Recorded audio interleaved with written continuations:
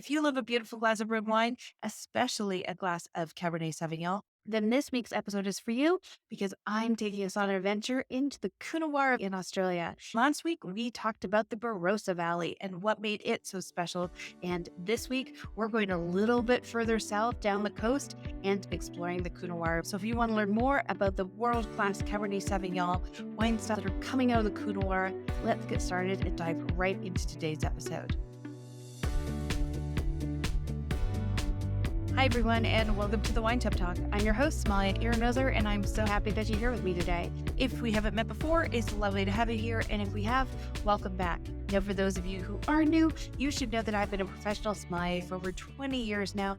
It's my passion and my privilege to make learning about wine not only fun and easy, but also practical, meaning I want to make sure you leave every episode with practical hints and tips that you can use to help you find wines that you're going to love, not just for fancy events, but for everyday occasions when you're making memories with family and friends. I want you to think of me as your very own practical sommelier. So on that note, this week's episode is a continuation of our adventures down under. We're going back to Australia. If you listened in last week, we explored the Rossa Valley and broke down what makes it so special and the history behind it and some of the iconic wineries that are coming from that region. So if you haven't listened in, you'll definitely want to listen into that one. So in this week's episode, I wanted to continue on our adventure down under and explore the very special and unique area known as the Coonawarra. Now, the Coonawarra is also located in South Australia. And if you're watching on YouTube, I'm going to have a map on where it is so we can get our bearings. And if you're listening in podcast form, not to worry, I'm going to talk you through the geography of where it is. But if you are watching on YouTube, I do have some extra pictures of some of the soil types I'm going to be discussing, as well as some maps. So those are there. If you listen to podcasts and want to jump on over to YouTube just to catch some of those images, they're going to be there for you. First, let's get our bearings and talk about where is Coonawarra. So the Coonawarra is also located in South Australia, just like the Barossa Valley. And if you're watching on YouTube, I'm going to have a map up of where this is. However, the Coonawarra is south of the Barossa Valley. So while the Barossa Valley is about 70 kilometers outside of Adelaide, the Coonawarra is about 380 kilometers southeast of Adelaide. So it gives you an idea of we're going further down the coast, if you will, into the Coonawarra. So it's also going to be a cooler location near the town of Penola.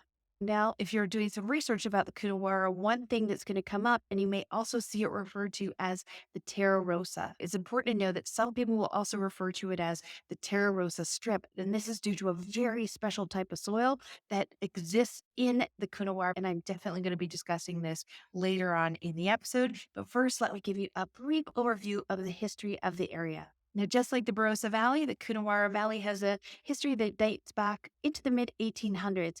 And we have a founding father of the Coonawarra by the name of John Riddoch. John was a Scottish immigrant who was given credit for planting the first vines, but also for acknowledging and mapping the different soil types in this area. Now, the TV version of John's story is that in 1890, he purchased a piece of property in the Coonawarra known as Yellum Park to recognize its potential for grape growing. He started to map out the different soil types of the area and started to really identify the unique and magical properties that were in this block of land. He truly believed that the area had the potential to grow world-class wine, especially Cabernet Sauvignon. He planted vineyards in the area and established what was known as the Coonawarra Fruit Colony. He did this so that he could create a community and inspire people to settle in the area and also grow vineyards. This basically laid the foundation for the Coonawarra area as we know it today. From the very beginning, John's vision for the area was to produce world-class wine, and he invested in both vineyard techniques and winemaking practices that would produce the wine styles that he knew could come from this area. One of his most notable achievements was the construction of the Wynn's Coonawarra Winery, which he named after his wife, Christina Wynn. You'll still see pictures of this winery with its triple gables on Wynn's winery labels today. John left a legacy of hard work, perseverance, and vision, as today Coonawarra Cabernet is seen as one of the most iconic and classic styles of Cabernet on the planet. Now, if we jump ahead to 2003, this is when the Coonawarra was officially recognized as given its own delimited area known as a GI, or an Australian Geographical Indication. Now let's move on to the soil. And the soil here is truly magic. And if you are studying wine, this is definitely going to be one of those iconic terroirs that you dive deep into. Today, I'm going to give you a brief overview, and I'm hoping hoping this inspires you to want to go and do some more research just about how magical this area is. Now, from a climate point of view, the area is cooler than the Barossa Valley. We consider this a cool climate area to grow Cabernet in. It's right on the cusp sometimes about when Cabernet can ripen well. Because of those cool maritime breezes that come in off the coast, it keeps the area cooler than the environment that the vines grow in the Barossa Valley. Now, the Terra Rossa soil, which is what is so magical about this place, and if you're watching on YouTube, I will have a picture up so you can see it. Now, the soil is basically in a cigar shape. Think about if you're looking at a map and you're going to see the area. It's a very special soil. It's red in color, has iron in the soil, and it's composed of a thin layer of clay over limestone. And it can go meters down underneath. And so the vines really have to go deep to look for water. The soil has excellent drainage. So you may have heard the phrase, vines don't like wet feet. Their roots don't like to be wet. So while it has a water source, it's not going to pool around them. And so they can thrive here. And the minerals in the limestone of this area provide ideal conditions for the vine's growth and flavor development in the glass.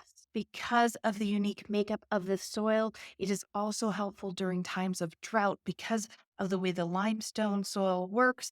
It slowly releases moisture to the grapes, so it can help during long periods of dry times. The red color of the soil comes from a mix of clay and iron oxide deposits. Now, what does the soil do to the grapevines grown in the area? Let's talk about the grapes that are grown here and how the terroir really shows through in the glass. The primary grape of this area is Cabernet Sauvignon. So where Shiraz was king in the Barossa, here in the Coonawarra, Cabernet is king.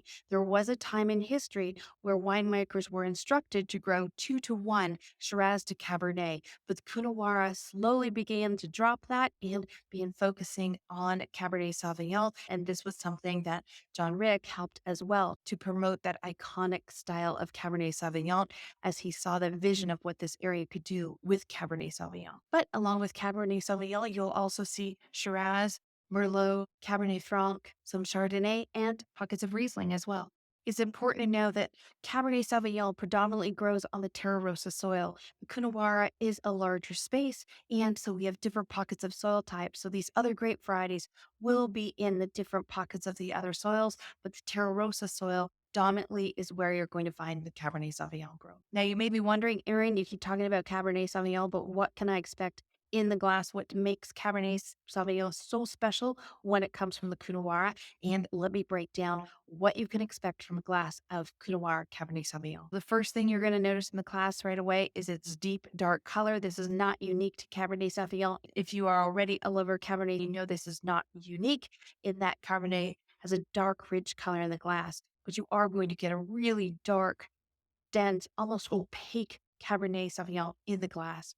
On the nose, you're going to pick up flavors of intense black currants. Coonawarra Cabernet is known for its intensity of the black currant flavor that comes through the wine. You'll hear people describe it as ripe, juicy, and concentrated, adding to its rich and distinctive flavors coming from the terroir of Cabernet grown in the Coonawarra. It is also known for its elegance and structure. Here we have almost the perfect balance of a wine that is intense with flavor, strong, so structured. The tannins, this is not a wine that if you're just getting into red wines, you probably want to start. This one's going to have a bit of a bite with those tannins, but the tannins are well balanced to the strength of the wine and they act as a backbone. So the tannins are going to be grippy, but they're also going to be silky. And so you have this beautiful balance of strength and softness all at the same time in a glass. It's also important to note those cool coastal breezes help to keep the acidity in Cabernet Sauvignon. So you are going to have a bit of a bite of acidity as well. Again, this balance that is magical that comes through in a glass of Coonawarra Cabernet. Another common descriptor of Coonawarra Cabernet that you're going to find is a herbaceous note, most commonly described as eucalyptus. Now, if you're not familiar with eucalyptus or this is not an aroma that you know or flavor, then some people will refer to it as mint. And this is where it goes back and forth depending on how you describe things. But there is a cooling sensation to these wines, whether it's a eucalyptus smell, if you're familiar with eucalyptus, or a cooling mint sensation, both on the nose, on the palate, if you almost inhale once you take a sip, and you're going to find that you almost have a cooling sensation, like I said, in your mouth from that eucalyptus or mint sensation that comes through. On the finish, these wines are known to be long lasting and luscious. They are going to stay with you and linger behind so you can continue to pick up nuances long after you've swallowed your first delicious sip. Now, in the glass, Coonawarra Cabernet is definitely an experience unto itself. It is beautiful on its own. But of course, I'm going to have to share with you some food pairing ideas to go with such a beautiful wine. This is a wine that can join any occasion, from your favorite backyard barbecue to a very fancy formal dinner. And again, you have multiple offerings in the wine aisle from this area in the store. You are going to see Coonawarra on the label. They will call it out. And so when you have a Cabernet Sauvignon from the Coonawarra, my advice to you is make sure you try the wine on its own. Take a couple of sips just to get to know it and experience it, to see if you can pick up the different nuances of it and have it that way. Then begin to add in foods. Now, for food, definitely dark chocolate. If you are a fan, dark chocolate and Coonawarra Cabernet Sauvignon is one of my favorite pairings. It's a lovely snack or to finish off a meal.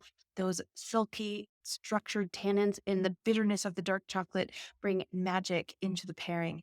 But you can also do a Chateaubriand if you want to do something fancy, beautiful prime rib or steaks, grilled meats. We could also do grilled burgers or lamb, for example. Because of that cooling sensation, anything you have a mint sauce, such as a lamb burger or lamb roast, definitely you could do here with the Coonawarra Cabernet. It is stunning. This is a wine, like I said, it can come up to any occasion, whether it is formal and fancy or casual with friends. This is a wine, if you love Cabernet Sauvignon, if you've not been enjoying it, or it has been a while since you have enjoyed it, definitely you should put this on your must pick up list for this week. Now that you're ready to go shopping, you might be wondering, what are the labels that I'm going to be looking for? So I'm going to give you some of the larger brands that are coming from the area that should be available around the world. So obviously, Wins. We know that John Riddoch was part of starting the Wins estate, and it is still in place today with his legacy. So anytime you see a bottle of Wins and you're going to look for Coonawarra called out on the label, this is definitely one of the most iconic and historical wineries from the area. We also have the Penley Winery, Catnook, and Belknap's are all iconic wineries in the area. You will also see wineries from the Barossa Valley as well. So you may also see Penfolds, for example, with Coonawarra callout on their label. But if you want to start from the beginning and try the founding father wine, if you will, then I highly recommend picking up a bottle or two of Wynn's Coonawarra Cabernet. And you're going to see a mix of different wines from this area from Wynn's for you to choose from. If you're looking for wines with high points or high alkaloids, this is an area definitely that you can shop for, to enjoy, and to add to your collection or cellar. If you're just getting into collecting wines, this is a great area to look at for some beautiful reds to add to your collection. So let's recap what we've covered in today's episode. We talked about the history of the area and how it goes back to the mid 1800s. We talked about John Riddoch, the founding father of the Coonawarra. We talked about the location and how it's south of Adelaide and it considered a cooler climate for grape growing. Then we went on to the Terra Rossa soil, and now you know why it is so magical and its unique combination of iron oxides and clay and limestone, and the environment that it creates for grapes to create truly magical wines coming from this area. We discussed why Cabernet is king and the incredible experience waiting for you in the bottle when you pour yourself a glass of beautiful Coonawarra Cabernet Sauvignon. And I gave you some food pairing ideas. I do also want to add in regards to food pairing. So if you are looking to pair some cheeses, here you're looking for hard, older cheeses. Ideally, they'll crumble a little bit. They're just going to be sharp. Again, this is a wine that has lots of strength behind it. So you're going to look for some cheese that also has a bit of age to it and a bit of intensity of flavor to help bring balance there. I hope that I have inspired you in this week's episode to take another walk down the Australian wine aisle. Last week, hopefully you took a walk and looked for those wines from the Barossa Valley.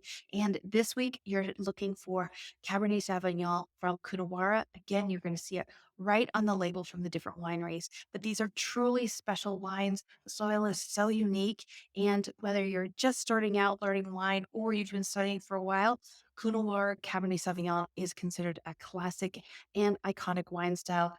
That cooling sensation, the structure of the wine in the glass, it's definitely a wine. If you're a wine student with an upcoming tasting exam, Don't be surprised if a Coonawarra Cabernet shows up in your exam flight at some point during your studies. I hope I have inspired you with today's episode, and now you have a better understanding and appreciation for the incredible history behind the wines of the Coonawarra, but also the magical soil that exists there and the incredible experience that is waiting for you in the bottle that comes out of wines that are grown in this incredible environment. I sometimes think that the wines of Australia are a bit like your family dog in that you just know they're always going to be there. So you leave and you go away and you try other wines in other places because you know they're always going to be here. But I invite you to take a wander down the Australian wine aisle again and start exploring some of these wines that maybe you tried in the past, but it's time to revisit again, especially with summer coming in the Northern Hemisphere and barbecues and grills firing up.